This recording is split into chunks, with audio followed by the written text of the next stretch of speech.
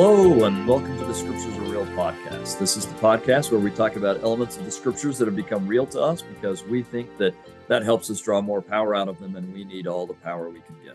I'm your host, Kerry Mulestein, and I'm so excited to have with us again Josh Matson, who is a seminary teacher and has studied the Dead Sea Scrolls and the Hebrew Bible and the Minor Prophets. And also, I'm just going to let Josh tell you about himself. You may remember him from he talked about the Passover with us before and his experience with the Samaritan Passover. It was a fantastic episode. If you haven't listened to that one, go back to when we did Exodus 12 and find that episode, and you'll love hearing from Josh then. So welcome, Josh. Thanks, Kerry. Great to be back. Yeah. So remind us, and we have new people now by now in the audience. So just tell us a little bit about yourself, if you don't mind. Yeah, absolutely. So I studied ancient Near Eastern studies at BYU. After graduating there, went on to graduate school where I got a master's degree in biblical studies from Trinity Western University in Vancouver, British Columbia. When I finished my master's degree there, I made the trek across the continent to Florida State University, where I did my PhD there in religion with an emphasis in religions of Western antiquity, which is a really fancy way of saying we studied the period from about 600 BC to about 600 AD. And given just a broad general sense of the ancient Jewish practices, ancient Judaism, Second Temple Judaism, and then early Christianity. While I was writing my dissertation on the status of the minor prophets in the Second Temple period and predominantly among the Dead Sea Scrolls community, I had the opportunity to be able to live in Israel for a year, where I worked at the University of Haifa on the Scripta Qumranica Electronica team. We'll talk a little bit more about how that project helped this section of Scripture become a little more real for me. While there, I also was a fellow and scholar with the Orion Center for Dead Sea Scrolls Research at the Hebrew University in Jerusalem. After finishing my research, came back and finished my dissertation, and then was hired as a full-time religious educator with seminaries and institutes of religion. And so now I spend my days teaching high school students at Bingham High School, going through the Come Follow Me material, and then in the evenings get an opportunity to delve into the research and continue to do one of the things that I love, which is making some of these more detailed aspects of history and the Bible come to life for regular folk who are just interested in being able to understand the Scriptures better. Perfect. And that's what we like. We like making the Scriptures come to life for people. That's what this podcast is all about. So that's fantastic. Thank you. And again, we're just pleased to have you with us, and we're anxious to see where you take us as we study, what are we doing? Haggai and Zechariah this week. Okay, Josh, so before we jump in, let's just give some quick bullet points about the things that we're going to cover today. So we're going to kind of do an introduction to who Haggai and Zechariah, or the time period of Haggai and Zechariah, and a little bit about Haggai. And we're especially going to focus on his call to start building the temple. We'll share a couple personal stories about what we can learn from that, and from the idea of consider your ways. He keeps asking them to consider your ways and how that's affected each of us personally. And then we'll circle back around to talk about how God is asking us to focus on him and his kingdom rather than ourselves. Okay, so with that in mind. So one of the things that we can maybe start with is the fact that these are two of the minor prophet texts that sometimes get ignored in our regular study. We get to these people and we go, wait a second, I don't know who's this Haggai fellow. And then we get to Zechariah and we're a little more excited because we're going, whoa, wait a second, like all this second coming language and prophecies that we're somewhat familiar with because we talk about them, and because they find their way into the Scriptures of the New Testament. So we're a little more familiar with Zechariah particularly, but Haggai, sometimes we just go, who's this? And we memorize the song in primary and move along. But these are a collection of these minor prophets that are taking place over an extended history of time. So we can go all the way back to the 8th century BCE with some of the minor prophets. And now we're moving all the way to the other end, which is the post-exilic period. We're now coming out of exile. Those of the kingdom of Judah are coming back to Jerusalem. They're rebuilding the city. And part of the focus of these prophetic texts is how do you reestablish a people? And I get really excited about these prophetic texts because we think it's a really easy transition. Okay, the southern kingdom of Judah is ultimately destroyed, taken into exile into Babylon in the 580s BC. And then what we're having is these groups coming back in the 530s BC, and we just think, oh, we just pick up where we left off. And we forget that we have a city that's destroyed. We have people that are staying behind that weren't taken into exile, who've already established themselves in the lands. And so we get a completely new dynamic of what does the southern kingdom of Judah, and to a lesser extent, the northern kingdom of Israel, what does it look like after exile? With Cyrus allowing the people to come back when the Persians are able to conquer the Babylonians and saying, go back to your homelands. Some people are like, no, I'm okay with staying here in Babylon. I've gotten my life all right here. Other people are gung ho and saying, let's go back. But then what do you do? And so these prophetic texts give us an insight into how prophets were prophesying about reestablishing a people in the kingdom of Judah and in the city of Jerusalem after the exile. Wonderful. And I think it's not a very well studied period among members of the church typically, but a really important period because both in terms of history, because this is what will start the Judaism that we'll find in Jerusalem in the New Testament. It really starts with this period. So that's important. But also in terms, if we're going to just think of comparing ourselves to the house of Israel and, trying to personalize this and apply this, I mean, this is the returning to God phase that we all have to go through again and again and again. And that's a pretty important phase. So for both reasons, I think this should be a more studied aspect of our Old Testament. So fantastic background. Thank you. So where else? Well, one of the things as you were talking there, Kerry, that really impressed me was this idea that we probably don't talk about a lot because we don't have a lot of narrative about what happens. Before we had started recording, we were talking a little bit about how these books probably fit better in the narrative of Ezra and Nehemiah. Yeah. And so the only amount of narrative that we really get about what's going on is Ezra and Nehemiah, because these prophetic books are more teachings by the prophet. And so it's almost like trying to say, okay, let's try and understand a general conference address, but let's take it out of the context of the history and just say, okay, here's the talk, or here's the address that's given, and make sense of it.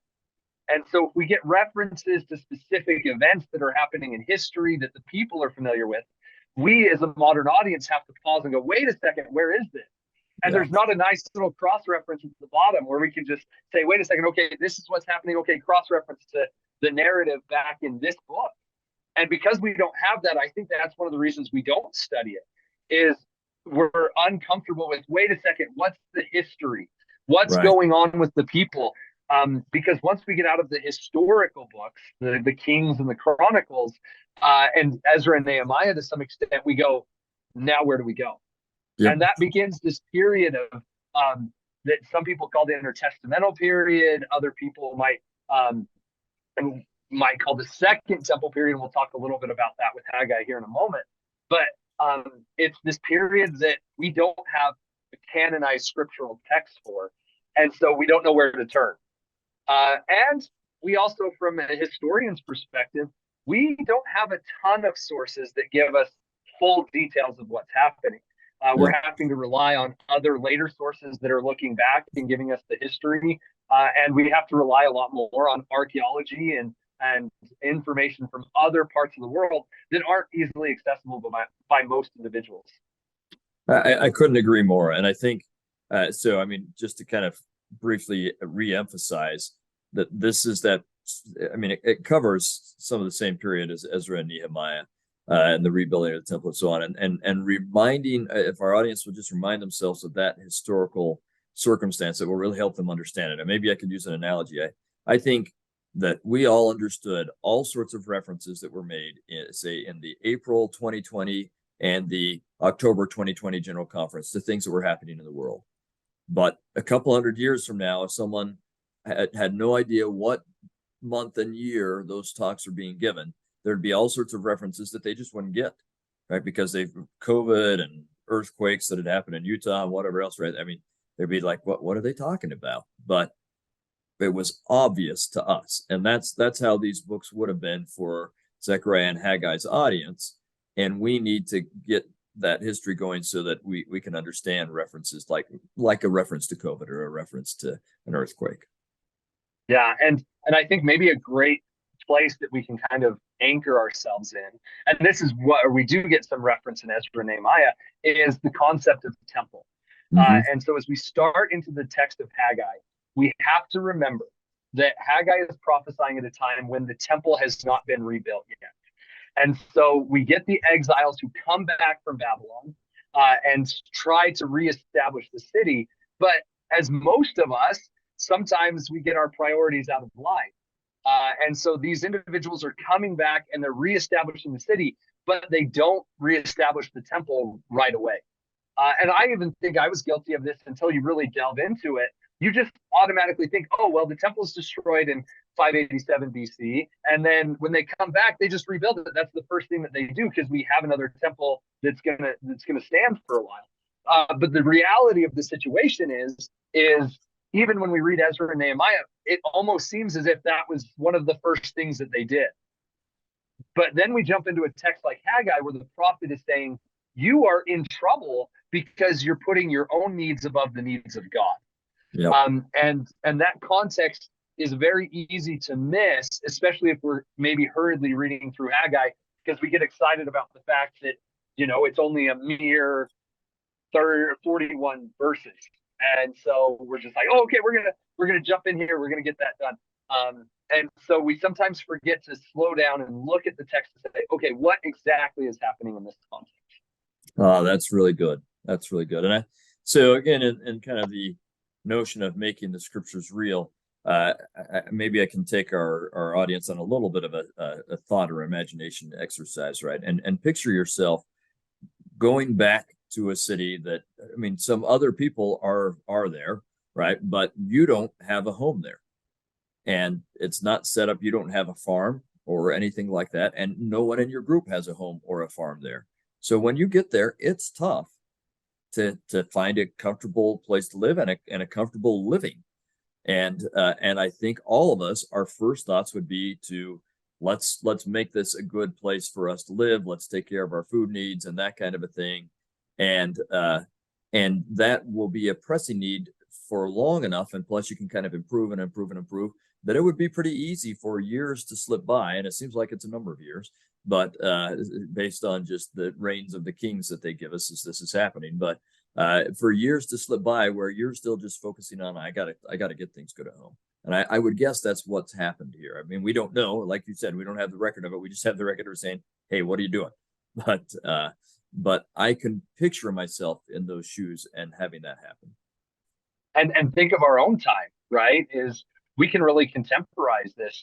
I was recently having a conversation with a member of a temple presidency and saying it's interesting as we study this concept of going away and coming back. A lot of us, even today, are still in that transition. We talk about the October and the April general conferences and COVID and that world and closing down temples. I've thought to myself, have I fully returned to where I was at before the pandemic with my religious observance? Yeah. Have I given equal devotion to returning to those acts, attending the temple, maybe even doing family history work or other items that God has asked me to prioritize that weren't accessible or weren't very accessible during the pandemic and now are accessible again? Yeah. But have I let other things slide in and take the place of that time that I would have utilized before? Yep. And there are plenty of people who haven't even made it back to sacrament meeting yet, right? They got used to broadcast sacrament or none and haven't made it. So yeah, I mean, it happens. Yeah, and so I think maybe better than any other time in Latter-day Saint history, we may understand these texts a little bit better given our historical situation. And as we think of that, and that takes me to the text of Haggai here, is I love Haggai chapter 1, verse 7, where the Lord is starting his message to the children of Israel who have returned, saying, "Thus saith the Lord of hosts, consider your ways. And so that question that Haggai starts with is, I want you to stop for a second and consider where you're at. I want you to consider what you're doing, because then he's going to go on in verse 8 to say, go up to the mountain and bring wood and build the house, and I will take pleasure in it, and I will be glorified, saith the Lord. But he looked for much, and lo, it came to little. And when he brought it home, I did blow upon it. Why, saith the Lord of hosts? Because of mine house that is waste, and ye run every man unto his own house. And so it's this idea of all the people, and I'm thinking New Testament language here, is this idea that foxes have holes and birds have nests, but the Son of Man hath no place to lay his head. Yeah. A scripture that's actually quoted in the sermon given at the dedication of the Kirtland Temple, saying, we've gone a long period without a temple. Now the Son of Man has a place to lay his head again. That's what's happening here, is the Lord is giving a message through Haggai saying, wait a second. I don't have a place to lay my head. You have not rebuilt my temple, because at the end of the day, when you think about the temple, you just run back home to whatever you're doing. And I need you to go back to the mountain, go back to where my temple is to be built, bring items and rebuild the temple. That needs to be a priority. Oh, well said. So as we think, and that's one of my favorite messages of Haggai, is the idea that Haggai is trying to encourage the people to get back to the temple. And I think I've always thought of this text historically, until I had an opportunity to work really closely with this text. One of the projects I worked on while I was a researcher in Israel was a project reconstructing a manuscript that had the text of Haggai on it. So this is an ancient manuscript found among the Dead Sea Scrolls, classified as 4Q77. This manuscript is a unique manuscript because it preserves the transition from the text of Zephaniah into the text of Haggai. And so it's one of only a few texts that we have from the Dead Sea Scrolls that preserve biblical texts that have more than one text on the same manuscript. And we can say for certain that these texts were together because we have one of the fragments of the text that shows the transition from Zephaniah to Haggai. And so this is a really cool text. And Haggai became very real to me when I'm sitting in the IAA, in the Israel Antiquities Authority Preservation Lab, and I have a chance to look at a manuscript that's over 2,000 years old, and being able to say, this fragment right here is our oldest representation of the text of Haggai. We don't have an older text. And so bridging that 2,100-year gap of text was something that excited me a lot with regards to the text of Haggai. So as I was working on this text, and for those who may not be aware, when you're working with the Dead Sea Scrolls, it's more like putting a puzzle together than reading an actual manuscript. Yeah, scrolls is kind of a misnomer. For most of them, it should be called the Dead Sea fragments or Dead Sea confetti. Yes, exactly. I love to tell my students the analogy that I like to give when we study the text is, imagine that you're at your home and somebody walks in with 1,000 piece puzzles, and they take all 1,000 of those puzzles and they open all of the boxes and mix them together in one big garbage bag. Yeah. And so they then mix throw them away a bunch of them. Yeah, right. About 3/4 of them. So you're only going to get a quarter of those pieces back, and 75% of all of those puzzles are going to be destroyed and unattainable. And so the job of a Dead Sea Scroll scholar is to find a piece of a puzzle and say, okay, wait a second, does this go with this piece? And you can't connect the two pieces because all the connecting pieces in between are gone. Yep. And that's what we're doing with this manuscript is that we have the text of Zephaniah and Haggai, but we only have 6 fragments for the entire text. So it's a 1,000-piece puzzle, and we have 6 pieces of the puzzle. And one of the research interests that I have is actually trying to create the rest of the puzzle with just those 6 pieces. And that was the project I was working on with this Haggai text. Is I had some of the pieces of Haggai, but I'm trying to figure out how they fit together. And one of the interesting parts about 4Q77 is one of the fragments was unidentified. There was writing on it, but nobody knew where that puzzle piece fit. And so that helped me to connect with Haggai a little bit, in the sense that here's a text that is often forgotten, and now we only have a few fragments of it left from the Dead Sea Scrolls in history. So why not jump in? And so that I found this manuscript, these fragments of this manuscript, and decided, well, nobody else is working on it, so I might as well. That's great. And we need more people like you. So, anyway, keep going with the story. Yeah, so one of the things is that fragment that I was just speaking about that we didn't have an identification for. I spent 2 months laboring over concordances, doing searches in Hebrew lexicon, trying to find where these words fit. The scholars who worked originally on this scroll felt that fragment belonged with the other 5 fragments that we had identified, but they didn't know where it went.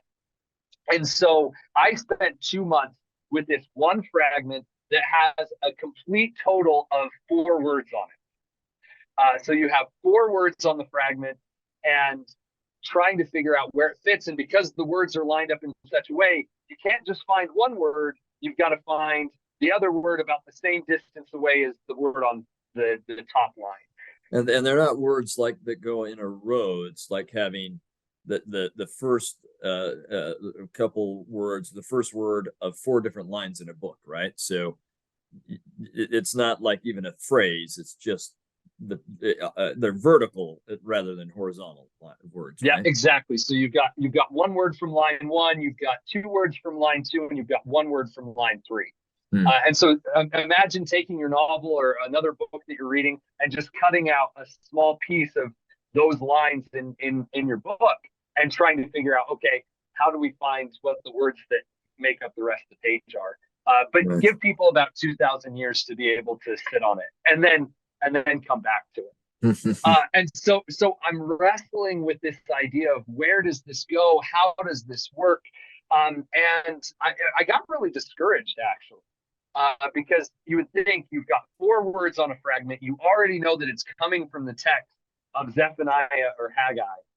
And the fact that I couldn't find it, I actually questioned whether or not I had the credentials to even be working in the Dead Sea Scrolls or being a biblical scholar. And so that discouragement led to me thinking about this a lot. And one day I was walking from our home to the University of Haifa, which is on the top of Mount Carmel in Israel. And that was one way that I liked to just connect with the land, and also to have some time to myself was to walk to campus. And so every day I would hike up Mount Carmel and then hike back. So it gave me a lot of time to think. And one day I was walking up the hill. It was a Sunday, and I very clearly had the impression of remember my name. And with it being Sunday, for those who may not be familiar, in Israel, when you go to church on Saturday. You align with the Jewish Sabbath. And so we had gone to church the day before, and I was going to work on Sunday. It was like a Monday there. And so I was walking up the hill, and I was thinking about the sacrament service the day before. And that's what I felt the impression was about. Was I was pondering a little bit about the sacrament and what it means to take his name upon us. I was thinking a little bit about the idea of what am I doing to remember him? And I thought, well, remember my name. Like, what does that have to do with the sacrament? So I made my walk up to my office at the University of Haifa, and I was sitting down with the fragment, and I was again looking at the critical edition of this manuscript. And the critical edition had 3 letters, and the letters were hey, a yod, and a hey. And so for those who may be familiar with Hebrew, those are just a couple of the Hebrew letters. So I remember my advisor for my master's degree telling me that the yod and the vav are often confused in ancient manuscripts, simply because of the length of the stem of the letter. And so I just had this weird thought: what if I start searching for a hey, a vav, and a hey, instead of a hey, a yod, and a hey within the text of Haggai? And so I did that. And then I remembered the impression I had had that morning. Remember my name. And so the divine name in Hebrew is spelled with a yod, a hey, a vav, and a hey. And so yod, hey, vav, hey is the divine name or the name for Jehovah. And I thought, well, what if this word right here is the divine name? And I did a search, and within 5 minutes, I had found that the word on the first line and the words on the third line fit perfectly if the middle word was Jehovah. And that aligned with the text of Haggai 1:14 and 15, which the text reads, "And the Lord stirred up the spirit of Zerubbabel, the son of Shealtiel, governor of Judah, and the spirit of Joshua, the son of Joeshua, the high priest, and the spirit of all the remnant of the people. And they came and did work in the house of the Lord of hosts, their God, in the 4th and the 20th day of the 6th month, in the 2nd year of Darius the king." And as we look in the text, I couldn't help but make that connection. That first line, "And the Lord stirred up the spirit of Zerubbabel." And as I was reading that text and putting this fragment into my created reconstruction, recreating the puzzle, as it were, I thought, you know what? The Lord stirred the spirit of Zerubbabel. And today I feel like the spirit of the Lord stirred me. It helped to direct me. And in the big scheme of things, I don't think the Lord is too worried about whether or not we identify this fragment. But the Lord was aware of my situation. And he was aware that I was pleading and seeking and trying to find a way to find this. And because I cared about it, I think the Lord cared about it enough to say, hey, go in this direction. So I put that together and really hurriedly and took the fragment and the reconstruction, sent an email very quickly to the editor of that critical edition and said, hey, can you tell me if you think this works? And within 20 minutes, I got a response from him, which was amazing given the fact that he was on the west coast of the United States and I was in Israel. And we're about 12 hours apart. But within 20 minutes, he said, Josh, I just saw your email. I think that your proposal isn't only probable, it's likely the only explanation for this fragment. And I can't say that that was just me, but that was the Lord stepping in and assisting in something. And then the fact that it connected with the text made me just almost have an endearing effect to the text of the Haggai. Oh yeah, I'm sure. It's amazing how we interact with scriptures in so many different ways, but they make them precious to us. Yeah, and so to this day in my office, I've got a picture that I printed off of my reconstruction, and every day I look at the text of Haggai. I don't read it all the time, but being able to pause for a second and just think back to that experience. And maybe if we connect it back to what's going on in the text, is we talk about this in the second temple is going to get this kind of secondary name as the Temple of Zerubbabel. If we look that up in some of our resources that help us understand the scriptures, we see Zerubbabel's name and connected with the second temple. Now, one of the historical things we have to remember is Zerubbabel did create this temple, but most historical accounts will tell us that it was a shack compared to the temple that had originally been built by Solomon. And so we have a temple, but for a lot of people, they were embarrassed by it. If we take the historical record at face value, they were kind of embarrassed. And we know that Herod was embarrassed by it because he's going to come in 400, 500 years later, and he's going to say, no, this is not what a temple needs to look like in my home country. We need to build this and make it extravagant. So we see a lot of temple pictures of Herod's temple and think, oh, that's the second temple. But the temple before Herod comes along is very much a shack and something that was enough to get by. And we know that the children of Israel were like, okay, we're done. We got it done. We're good. We now have a temple. But that helps me reflect as well. Are there times that I give a mediocre effort instead of really magnifying what the Lord has asked me to do? Do I sometimes give a mediocre effort just to say that I've got the job done? It's a great question, a great way of looking at it. And it's worth thinking. I think most of the time we don't realize this, but that temple that Zerubbabel built stood longer than any of the other temples. I mean, certainly longer than Herod's refurbishment of it, which was like 70 years or less, but longer than Solomon's temple as well. This is the longest lasting temple that we've had, and so I'm grateful for that temple, and at the same time saying it's a shame that it didn't get just a little bit more, right? A little more effort, but I'm not in their shoes, so fine. But still, I think it's worth remembering and asking ourselves that question that you just asked.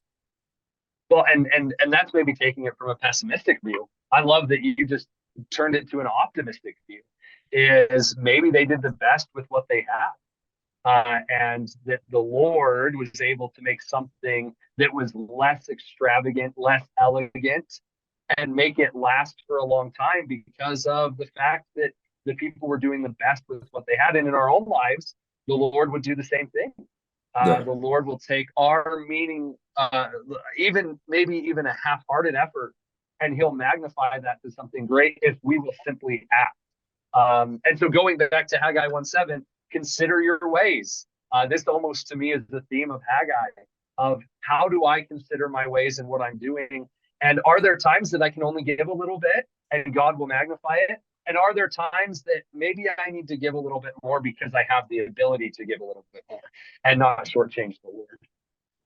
Yeah, it seems to me I should have looked this up. Maybe we'll try and put this in the show notes, but it seems like there was a general conference talk not that long ago where the theme of it was taken from Haggai, and it was "Consider Your Ways" was, I think, the name of the talk, and the idea was it's worth stopping and looking at what you're doing, and is it aligning with what God would have you do, which is really what Haggai is asking Judah in that question. Consider your ways as you make sure you have a comfortable home, but don't me. Is that really what you want?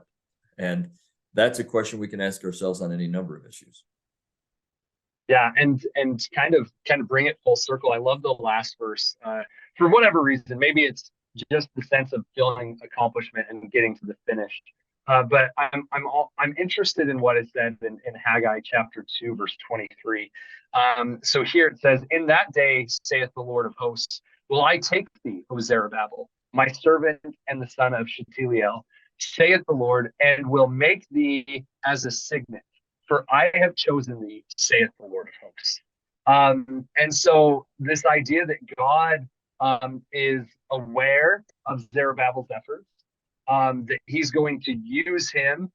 We see that term signet in there. I can't help but think of a signet ring, and this idea of an object that's going to represent the individual that's giving the message. But the fact that Zerubbabel was chosen for a specific mission. And it wasn't the mission of Haggai. It wasn't the mission of Ezra. It wasn't the mission of Nehemiah. It was his responsibility. And I like to think of that in my own life as much as possible. What has God chosen me to do? And sometimes I fight back because I want it to be something different. I want a certain job, or I want a certain position, and it doesn't seem to be coming my way. But is that God's way of saying, Josh, hey, I need you to be happy with where you're at. I'm guiding your life. Trust me. Yeah. You've been chosen.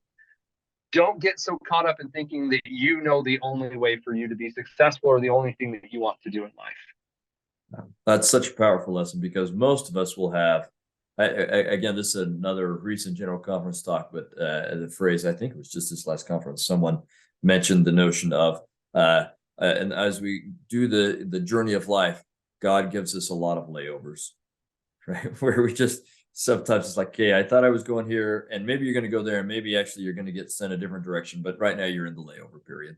Right. So, and just for our audience, I did just look up that talk I was referencing was from 2019. It's called True Disciples of the Savior by Elder Terrence M. Vincent of the Presidency of the 70. And he starts out by quoting Haggai and the question, consider your ways. So that's the one I was referencing for those who want to look that up. But anyway, sorry, keep going. Yeah, so and it's easy. I think sometimes it gets easy for us to say, to give lip service to that idea. I'll trust the Lord. But other times it's real. And I think of my own life. And in some ways, I've had so many blessings, and I've had so many great opportunities to be able to study the scriptures and then to be able to help make those relevant and real for others. But I like to emphasize with my students and others I talk to, there are times where I sometimes don't know where God's trying to take me. I have an intention and I have a direction that I want to go. I have an idea of what I really, really, really want to do with my life. And God gently is trying to nudge me and say, Josh, actually, I need you to do something else. And in some ways, that's where I feel I'm at in my life right now. There are things that I would love to do. There are opportunities that I would love to have. But am I considering my ways enough to be able to be humble and say, Lord, this is what I want, but I'm willing to accept what you need me to do. My prayers changed a lot when I realized that from the Savior's prayer in the Garden of Gethsemane. As we read the Savior, when he prays, he says, Lord, if thou be willing, let this cup pass from me. But if not, right? Or nevertheless, not my will, but thine be done. That changed the way that I prayed. I could have confidence that God will let me come to him and say, Heavenly Father, this is really what I want to do. This is really what I want to accomplish. But, or nevertheless, if we want to use scriptural phraseology, nevertheless, not my will, but thine be done. And I love that sometimes in my life, when I've said that prayer, God has said, my will is for you to have what you want. Here you go. And sometimes we think, oh, God's not going to answer my prayers. But if we pray that way, it's changed my outlook, because then I don't sit there and go, why isn't God answering my prayers? I can then say, look, God is answering my prayers in this way rather than this way. Yeah. And I think it's happened to all of us in life any number of times. And sometimes it's hard to wrestle with until we develop that attitude that you're talking about. I can't tell you how many times in my own life I felt directed to do this, and I thought it was because it would end up in this, but it was really to get me to this point so we could take a hard right turn and get to another place. And I needed to be okay with that other place. And typically I found that other place was better than what I originally thought. Yeah. That and again, we're making the scriptures real and in this discussion, and that's how I feel. I originally applied to be a seminary teacher when I finished my undergraduate degree. And so I finished my undergraduate degree. I went through all of the seminary teacher pre-service and being evaluated by teachers. And then at the very end of that process, they said, Josh, thank you for everything you've done. We're not going to hire you. And so that's what really kind of nudged me to go off to graduate school and to get a PhD. And then I had in my mind a very specific job that I was going to get out of that. And that job didn't come to fruition. And because there's some odd circumstances, actually, but yeah. but yeah, and so the idea of saying, wow, like I thought I was doing everything exactly like you said.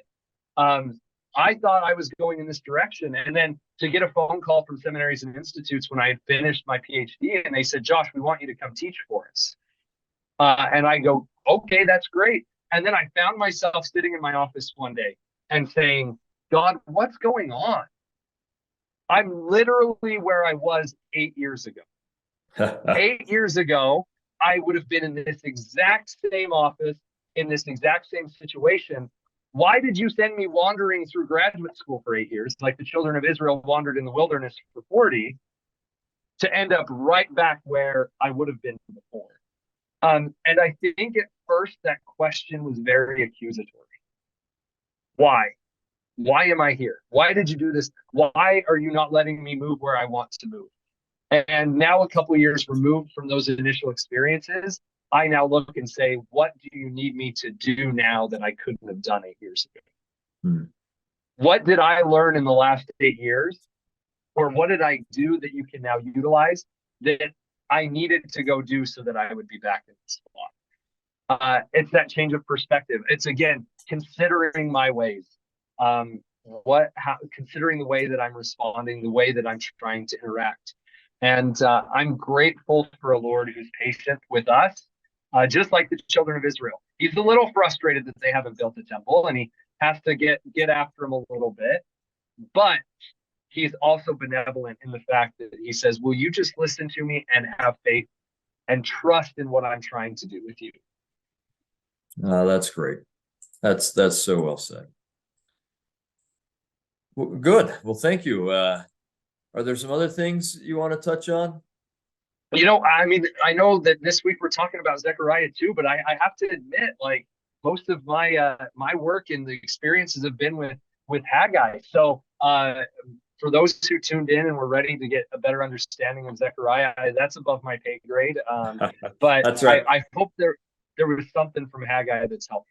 Yeah, actually, we can just cut this out. I don't mind doing a little short cast myself on Zechariah. So I didn't know if there were some other things that you wanted to talk about. So if not, so we'll edit this out, and maybe I'll just jump back in where we were in that discussion. I just didn't want to keep going in that if you wanted to go somewhere else. So no, I think what we've talked about, Kerry, I don't really think that there's anything else that I was going to add.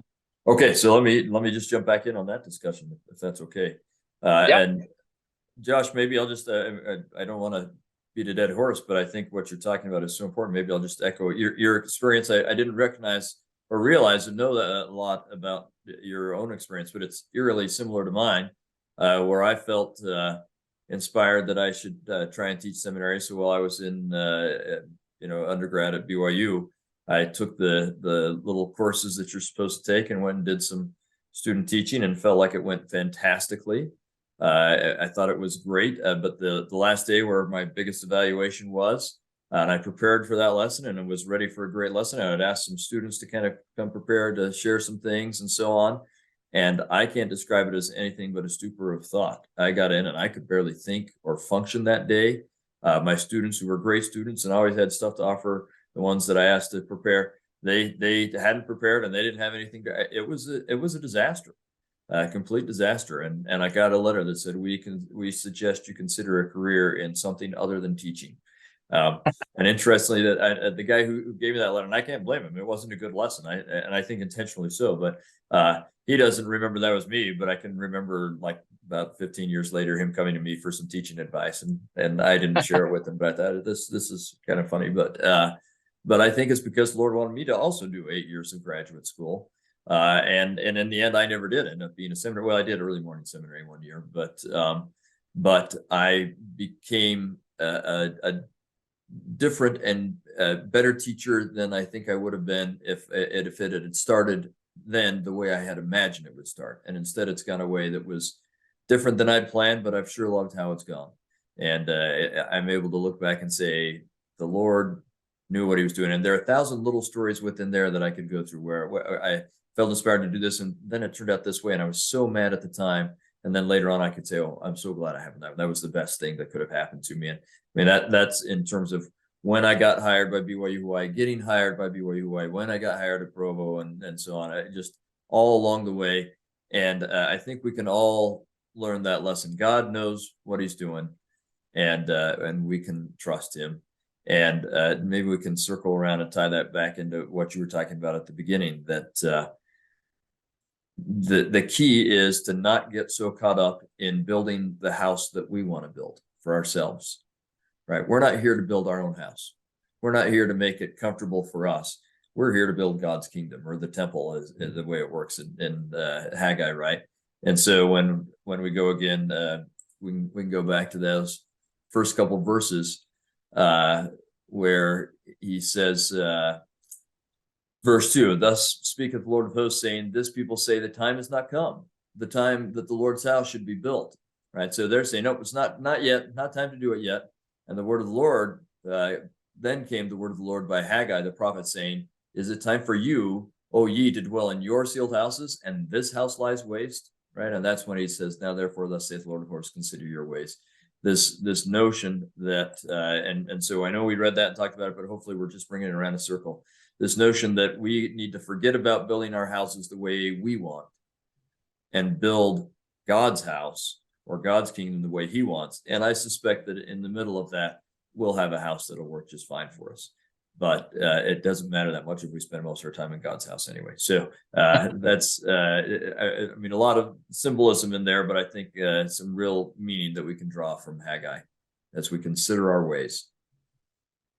So good. And Kerry, I couldn't help but think of Elder Christofferson's recounting of that sometimes we need to seek the Lord's divine correction. Yeah. That as we're considering our ways, as we're seeking to build his house or our own house, that the only way that we get back on track is if we seek that divine correction that's going to come from the Lord. That's one of the main roles of prophets, as we've talked about all year, is prophets are to help us to be able to understand and be on the correct path. And receiving that chastisement, I think of the verse from the Book of Mormon, right? Or maybe the Doctrine and Covenants, but this idea that whom the Lord loveth, he chasteneth. Yeah. And that chastening is not something that we have with that negative connotation. It's refining, it's making us better. And if we would accept that process, we'd be able to become so much more than what we are today. Perfectly said. Well, as always, it was fun, Josh, and we're going to visit again next week, I believe, to talk about Malachi. So we'll look forward to that. But thank you for helping us with this. We appreciate it. And we hope our audience not only has been edified and that the scriptures have become more real for them, but that they may know some people who this might help. And it's all about being helped and then turning around and helping someone else. And so we hope that is something that everyone will do.